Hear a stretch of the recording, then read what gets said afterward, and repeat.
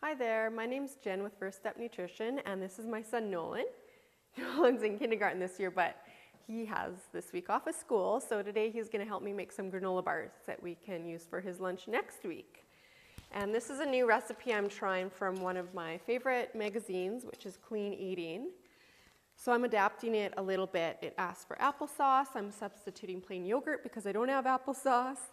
And also it asks for 1 egg plus 3 egg whites, and I'm just going to include 2 eggs because I don't have enough egg whites left and I don't want to waste the yolks. So this recipe will be a little bit higher in fat, a little bit lower in protein, but that is totally fine. So we start off with 4 cups of oats, which I put in this gigantic bowl. Yeah, I put it in this big bowl so it's easy for you to stir and it doesn't go everywhere. Okay. So I need you to add in a cup of whole wheat flour. So there's no white flour in this, just whole wheat and oats. And then a teaspoon of cinnamon, and then you can stir up those dry ingredients. Thank you. Looks like you've been eating something.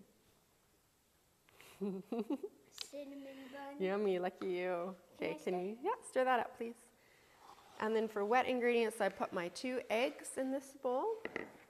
And I'm going to add to it that cup of plain yogurt. And 3 tablespoons of honey.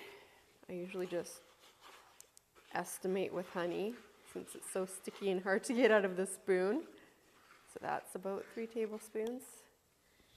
And then a teaspoon of vanilla. I always buy my vanilla on trips to Mexico since it's real vanilla and it's a lot cheaper down there. Perfect. Now do you want to whisk this up together, Nolan? Okay, mix that up and then we'll stir them together. Good job with this.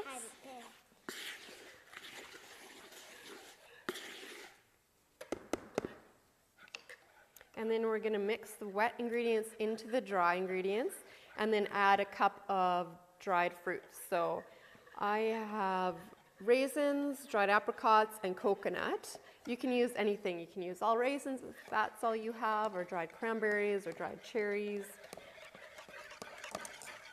And I love dried apricots, but they're a little bit difficult to just slice up since they're so sticky. So I usually just use kitchen shears, and then they chop up really easily, just like that. Okay, so you can pour those into here. Are we done? Yep, looks good. What about the whisk? Yeah, just put it down there. And then we're gonna mix these up. I'm gonna mix it. Okay, you can mix it. Stir, I mean. Stir. Looks good. And then we're gonna mix in our dried fruit too. So stir that all up. This makes it sticky. It's tough, isn't it? And then I just have a baking sheet and I've turned the oven on to 350 degrees. So we're gonna spread it on the pan and bake this in the oven for about half an hour.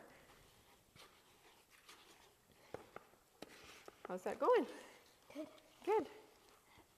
Bit tough to stir, it'll build up your muscles. Are we done? Yeah, that looks good.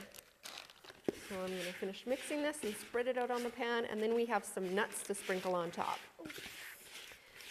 So if your child is gonna be taking these to school and it's nut-free, obviously you would exclude the nuts. We're lucky, so we can include the almonds. You could also, tricky, you could also include peanuts or walnuts or any of your favorite nut. It just adds a little bit more fat and protein. And some crunch. Yeah, nuts have some good fat in them. It's healthy for you. Dump this in. You can just sprinkle it on top. Okay. Now? Just a sec. I think it'll probably be easiest if I use my hands just to mush this down a little bit. Okay, now you can sprinkle some on. Still. Let me not cover the whole pan. Beautiful. God. This looks tasty, doesn't it? So here are our granola bars. So I'm going to put this in the oven for half an hour and hopefully they turn out. I'll post a picture on my blog for you to see. Thanks for watching.